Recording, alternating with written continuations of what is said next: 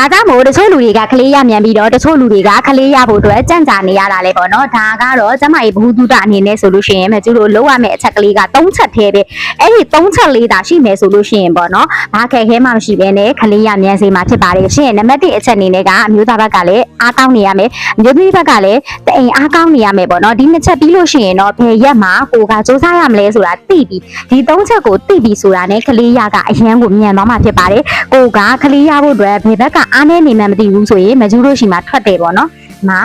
ဒါဆိုလို့ရှိရင်ပေါ့နော်အမျိုးသားတွေအားနေနေတဲ့မျိုးသားတွေအတွက်ထုတ်ပေးထားတယ်ခလေးရဖို့ခက်ခဲနေတဲ့မျိုးသားလေးတွေအတွက်ထုတ်ပေးထားတယ်ရိုးဖြစ်တယ်ပေါ့နော်ဒီအားဆိုလို့ရှိရင်တော့အမျိုးသမီးလေးတွေအတွက်ရိုးဖြစ်ပါတယ်ဒီတရေနိုင်မြန်တဲ့ရိုးဆုံးလေးကြောင့်မို့ဘေဘီလေးရသွားတဲ့သူကတော်တော်ကိုများတယ်ပေါ့နော်တရေနိုင်မြန်တဲ့ရိုးသီးသန့်ပဲစားလို့မရဘူးလားဆိုတော့ရတယ်တအိုးတည်းစားတာနဲ့2ဦးတူတူစားတဲ့သူတွေတဲ့အများကြီးရလက်တွေကွာသွားတယ်ပေါ့နော်မြန်နဲ့နှုံးနေလေးကွာသွားတယ်ဒါကြောင့်မို့ကိုကမြန်လေးနဲ့ခုနှစ်ပတ်အတွင်းမှာရချင်တယ်ဆိုလို့ရှိရင်တော့ဆုံးလွဲလိုက်လေးသာစား